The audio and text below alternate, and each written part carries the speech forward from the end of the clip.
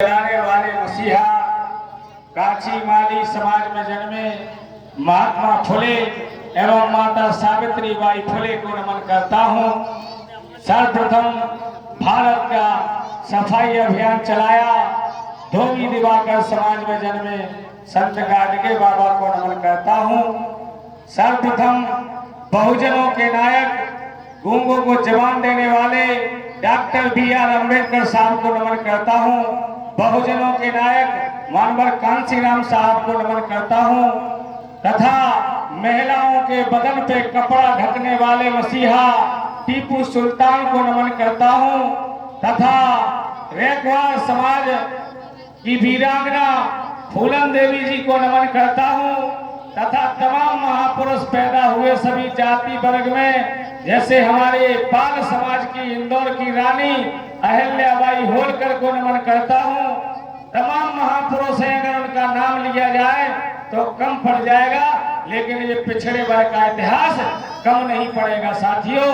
तो मैं आप लोगों के बीच में ये कार्यक्रम लगाया है जिसका मैंने नाम रखा था बुंदेलखंड राज्य बनाओ और बुंदेलखंड में कैंसर अस्पताल बनाई जाए। बुंदेलखंड में जिससे हमारे गरीब तबके के लोग जो यहाँ से काफी संख्या में दिल्ली और बंबई जाते हैं, अगर बुंदेलखंड राज्य बनेगा, चाहे महोबा बने, चाहे आपका झांसी जिला बने, तो यहाँ जो है गरीबों को यहाँ डीएम भी मिलेगा, पीएम और सीएम भी मिलेगा और यहाँ एक हाई कोर्ट भी होगा।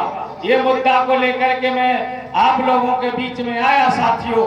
तो साथियों मैं बता देना चाहता हूँ, जो लोग सब उधर खड़े हैं जरा इधर आ जाएंगे तो आपको मजा आ जाएगा और हम लोग इस कार्यक्रम के बाद चले जाएंगे, फिर आपको ढूंढे नहीं मिलेंगे। तो जो भी हमारे आवाज सुन रहे हैं साथीगण, उनसे सबसे अपील करता हूँ कि आप लोग इधर आ जाएं तो बड़ी कृपा होगी।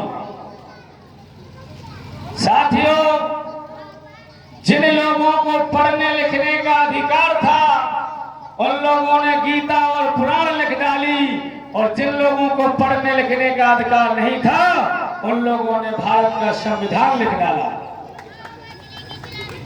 साथियों, जिन लोगों को पढ़ने लिखने का अधिकार था उन लोगों ने गीता और पुराण लिख डाली, और जिन लोगों को पढ़ने लिखने का अधिकार नहीं था उन्होंने भारत का संविधान लिख डाला।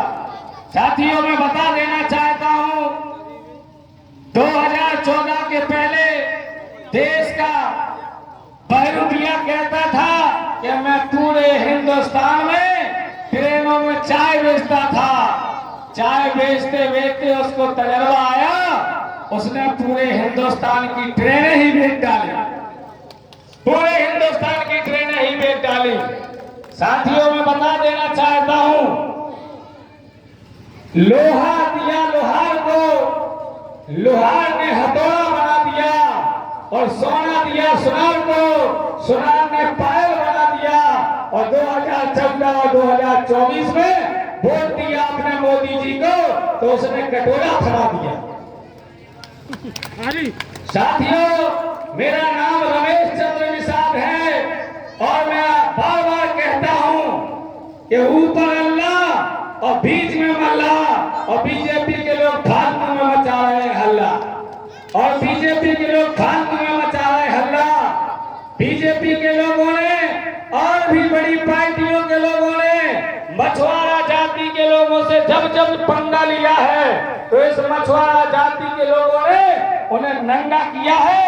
जैसे से 2024 में गलती से वो बन गई सरकार, नहीं तो मैंने लोगों ने मिलकर के इंडिया गठबंधन बनाया था। इंडिया गठबंधन की सरकार बनती और इंडिया गठबंधन में हमारे सारे साथी जितने हैं जिन्होंने भागीदारी न्याय मोर्चा बनाया है, इस कार्यक्रम में हमारे मुख्य अतिथि आदरणीय बाबूराम पाल जी यहाँ विराजमान हैं, उनके लिए भी आप लोग जोरदार तालियां बजाइए जिन्होंने आपके लिए इतना समय दिया। इस कार्यक्रम के मुख्य अतिथि आदरणीय सुभाष कश्यप जी जिन्होंने आपको यहाँ समय दिया। इस कार्यक्रम में विराजमान हमारे सरबजीत सिंह खंडसाल जी विराजमान हैं, जिनकी पार्टी है अपना दल अपनी जिंदगी, और इसी से होगा सबका हल।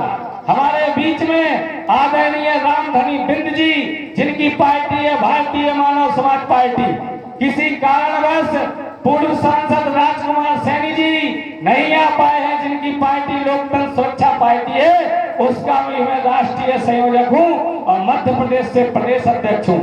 इसके अलावा भी मैं वीर फूलन देवी जन संगठन का संस्थापक हूं और मैंने ये संगठन बनाया है। इसके अलावा भी मैं जब तब संगठन ठगी पीड़ित परिवार का मैं राष्ट्रीय महासचिव हूं, जो पूरी दुनिया में मदन लाल आजाद और हम मिलकर के जैसे सहारा इंडिया का पैसा, साई का पैसा, पल्स का पैसा, ऐसी 3 लाख कंपनियों में पैसा फंसा है। ये मुद्दा मदन लाल आजाद और रमेश चंद्र निषाद पूर्वांचल से लेकर पश्चिम तक और कन्याकुमारी से दिल्ली तक की लड़ाई ये संगठन लड़ रहा है साथियों। आज मैं कहना चाहता हूं यहाँ के मछुआरा जाति के लोगों से, आप लोगों को हिस्सा ऐसे शायद मेरे अंदाज से मिलने वाला नहीं है। मैं आपको कहना चाहता हूं, अगर हिस्सा चाहिए तो आपको मछुआरा जाति के लोग, अन्य जाति के लोग, जितने भी हमारे पिछड़े वर्ग के लोग हैं, सारे लोग जब तक एक मंच पे खड़े नहीं होंगे और अपने पिछड़े वर्ग की बात नहीं मानेंगे, तब तक तुम्हारा भला होने वाला नहीं है साथियों। आज आप लोगों के इस प्रदेश में मुद्दा है, इस प्रदेश में समस्या है, बेरोजगारी है, जितने मछुआरों के ताल पोखरी हैं बड़े बड़े सामंतशाहियों के कब्जा में हैं, जितने भी ठेका पट्टे हैं वो सामंतशाहियों के कब्जा में हैं। आज किसानों की स्थिति बहुत खराब है, पाल की स्थिति बहुत खराब है, नाई की स्थिति बहुत खराब है, कुशवाहा की स्थिति बहुत खराब है। तब हम लोगों ने मिलकर के 7-8 भाइयों ने मिलकर के भागीदारी न्याय मोर्चा बनाया है, जिसका नारा है जिसकी जितनी संख्या भारी उसकी उतनी हिस्सेदारी, रोटी कपड़ा और मकान, शिक्षा सुरक्षा हो समान, चाहे छोटा हो चाहे बड़ा हो, सबको हो शिक्षा एक समान। तो हम लोग चाहते हैं ये भड़ुओं की सरकार, ये बैरूपियों की सरकार जो वर्तमान में आपको ठग रही है, आप लोग सोच रहे हो ये सरकार हमें 5 किलो गेहूं देती है तो गलत फहमी में हो आप लोग सोच रहे हो ये सरकार आप लोगों को तीन महीने में 6,000 रुपया देता है तो गलत फहमी में हो आप लोग। आपका पैसा ये सरकार नहीं लौटा रही है।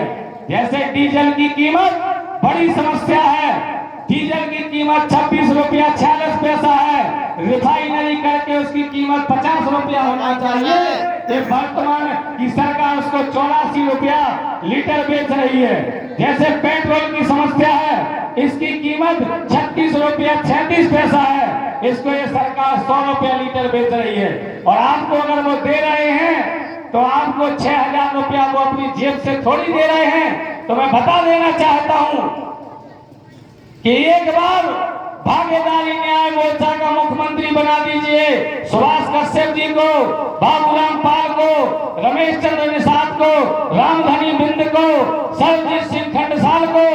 ये लोग आपको आवास दे रहे हैं कि आपने जमीन बेच के दे रहे हैं। इन लोगों ने एक आवास दिया, हमें मुख्यमंत्री बना दो, हम एक घरवाली को आवास नीचे बना दें और आदमी को आवास ऊपर बना दें, हमें कौन अपनी जेब से देना है। आप लोगों को जो 5 किलो गेहूं बांट रहे हैं, हमें आप मुख्यमंत्री में पहुंचाइए, हम उसको 10 किलो कर देंगे, हमें कौन अपनी जेब से देना है। आपका जो डीजल पेट्रोल है, इसको जो रिफाइनरी करके इसकी सही कीमत है उसे हम 50 और 60 रुपए लीटर बिकवाएंगे।